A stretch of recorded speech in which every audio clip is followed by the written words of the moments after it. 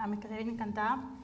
I'm a PhD candidate with University College Dublin, and I'm really glad to be here today. I'm going to talk to you about my PhD research, about contextual-based decryption. So the average number of passwords people need to remember increases every year, and in fact, a study showed that that number is upwards of 200, which means that we need to remember more and more passwords every day. And this is because we use them for everything. We use them for our social media, when we go to the bank, when we log into something. And they can be of different types. They can be numerical, alphanumerical, and patterns. And lately, we've seen that a multi-factor authentication is also used. So that consists of something you know, like a password, something you have, like a token or a bank card, something you are, like a fingerprint, or somewhere you are, like a GPS localization. But still, the most common method of authentication remains the single password. And this is something that adversaries have tried to exploit for many years, traditionally with brute force attacks, which if we have enough amount of time and enough resources, they're guaranteed to work, although in practice, that's a different story. And with dictionary attacks, which is custom-made dictionary lists with mangling rules. So mangling rules are rules that imitate user tendencies when we create passwords. For example, we sometimes substitute I for one and things like that. And more recently, we've seen machine learning and AI techniques being used, for example, generative adversarial networks. So in 2013, the US National Institute of Standards and Technology recommended LADS 8, which has been updated since then. But essentially, this policy required lowercase, uppercase, digit, and special characters of at least 8 digits long. So in practice, if we had an NVIDIA 3080 that can crack 54 times 10 to the power of 9 passwords per second, it would take us about 2 days to fully explore the space for 8 character passwords. So we see that this policy, although it's still in use by many websites, is really outdated. So what can we do? Can we use a password like the one you see on the screen with the red color? It looks really safe, and in fact, it would take the amount of time it would take us to crack it is a lot more than the age of the universe. But again, it depends. If that password is something that we have used for more than one website, and one of those websites was found in a data breach, then automatically that password is not safe anymore. So I'm going to present a little bit of the analysis we performed on the Harvard-Bimpon dataset, which consists of 3.9 billion real-world accounts. I have a link there as well for the full paper if you want to read it. But here we can see the distribution of password length in this dataset. So Harvard-Bimpon consists of leaks spanning, I think, the last decade. And we see that the prevalent length is 8 digits, which is consistent with the LADS 8 policy. We also see the top 25 passwords. And I think you would expect a list like this with a lot of number sequences, like 1, 2, 3, 4, 5, 6 is the most popular password. Keyboard walks like QWERTY, really easy words like password, and then adding 1 at the end of it is really popular. One more thing we did for that paper was break the passwords down to fragments. So essentially, we had a password like Manchester.2019. We broke that into 3 fragments. So we have the letter fragment, which is Manchester, the special, which is the dot, and the year, so the number, which is 2019. And here you can see the most popular fragments per category. When we took that a step further, we classified those fragments according to their context. So we used WordNet to do that. And these are the most popular fragment categories. So we see we have number, which is the most popular one, and we have common number, which consists of number sequences and popular numbers like the number for pi, for example. But we also have some categories like food, color, emotion, sports. So a little bit of context starts to emerge when it comes to how people select passwords. And in terms of how they combine those fragments in their passwords, we see a lot of names followed by numbers. So someone could use their name or a familiar name followed by maybe the year of birth. So what does that mean to a digital investigator? So if you're in the course of an investigation and you are faced with a computer that you cannot have access to, maybe a line of action would be to look at the digital life of the suspect. So that would consist of three things: the online presence, which is what they do in their social media, what they post about, do we see any specific interests, or who do they interact with. The local device information, which is all the information we can get from their other devices, but also maybe from the scene itself, because if you have access to their room, maybe there's a lot more information there as well that would be valuable. And finally, previous passwords, because if we know a previous password of a user, we have some insight into the way they select their passwords. So do they usually add a number at the end of the password? So things like that are really important to know. So what we did in terms of how can we get that idea to work was to use Wikipedia. And more specifically, we used DPpedia, which is a database version of Wikipedia. So here, what we're doing is we're saying that, for example, a user likes manga. So what we do is we start with the word manga, which is our seed word, and we create our own custom dictionary. So by starting with manga, we go down to the first layer, so all the links that are linked to the Wikipedia page for manga. We gather all of that information and so on until how many links we want, how many layers we want.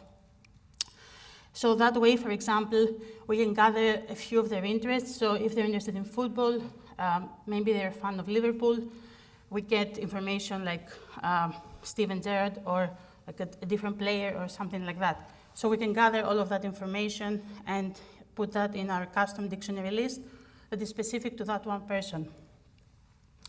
So what we did was design a framework. So we pipelined the process, and we start with a single Wikipedia or DPpedia article. We perform this extraction of the links for how many layers we want. We create our own custom dictionary, and then we use a password cracker to see if we can crack the password. So because in our case, it's not easy to try a real case with one suspect, what we did was focused on the community approach. So we got some data sets from leaks. So we got Axe Music, which is a music data set, Jeep Forum, which is a forum for cars, Minecraft, which is video games, and Manga Traders, which is manga. And we created another data set, which is called Comp4. And for evaluating, we used our own custom dictionary of 2 layers and of 3 layers with the starting seed word of manga. And as a baseline, we used Roku, which is a very popular linked list of passwords. And we evaluated all 4 of these dictionaries and also Manga Traders alone with our 3 evaluation dictionaries. So as you can see on the results on the first 2 graphs, Roku performs the best, which is something that we expected, because as you can see from their size, Roku is a lot larger than the other 2. But we can see that layer 3 especially is performing very well. And by taking that a step further, we classified the passwords according to strength.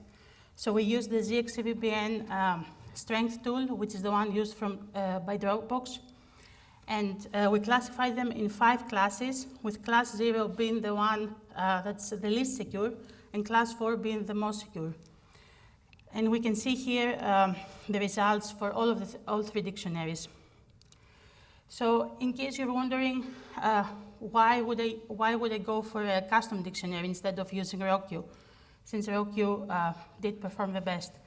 So in case you're pressed for time or you're looking to crack a very strong password, it might be a good idea to first look into the custom dictionary, because as we can see on the last table, these are the passwords that were found only by the custom dictionaries and not by ROQ. So we can see that for the layer 3 dictionary, we had about 10% extra passwords found compared to what was found by ROQ.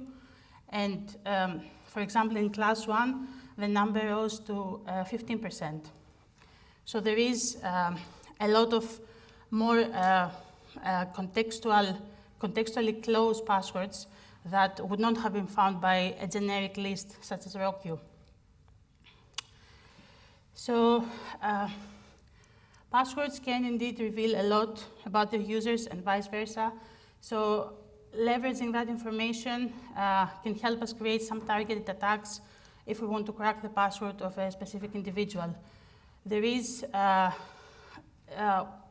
we should define what the better job means.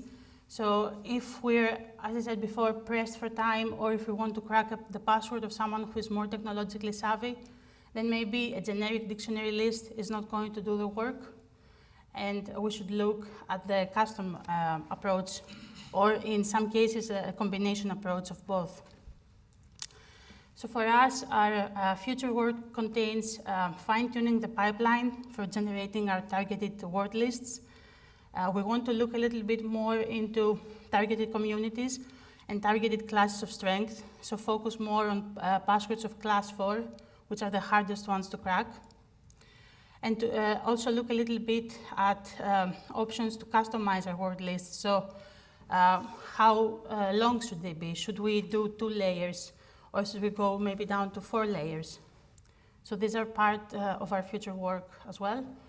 And finally, we want to look a little bit more into how to evaluate them and use a compound metric, because just the amount of passwords cracked from a linked list is not really enough to say if one word list is better than the other.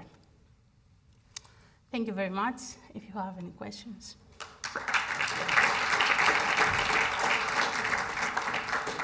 Thank you, Katerina. So do you have any questions? We have questions? Yeah.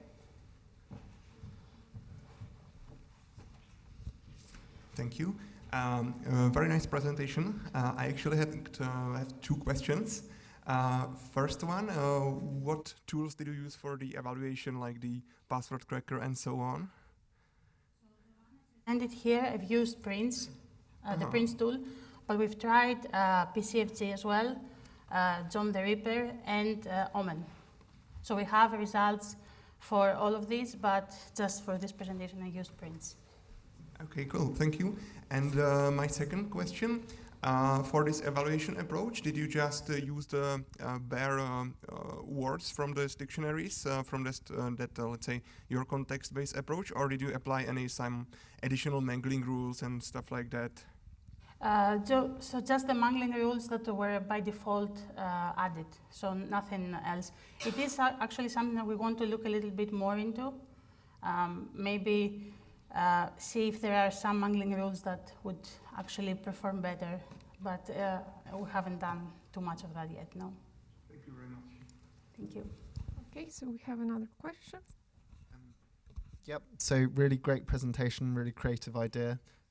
So I was just wondering, firstly, have you encountered the tool Cewl before, CEWL, which does something not a million miles away? And also, have you thought about automating this process and releasing it as an open source tool? So I've not heard of this tool, but I would like to hear more about it maybe later. And yes, we want to automate it and release it. So part of it is already automated, but we want to do it from start to finish. So you input your seed word and you get your dictionary list. Okay, so I think there is a question. Okay, so we have a question from online. Jen is asking, did you manually compile the manga-related word list? So we coded it, yes. We wrote the code ourselves to do it. Okay. Any further questions? Yeah, we have another one. Thank you. I thought it was a really interesting approach to think about reduction of the space of passwords you need to check by looking at context. And I'm just thinking about this from kind of a theoretical perspective. Do you know, in terms of like bits of entropy reduction, how much faster it is in theory to crack a password set if you assume that you've got a list of every word that could possibly be used and no words that are not used? So we didn't look into entropy at all. So for strength and for the evaluation, we only used the strength meter because I think I'm not 100% sure, but I think that entropy is not really the best tool to use for evaluating.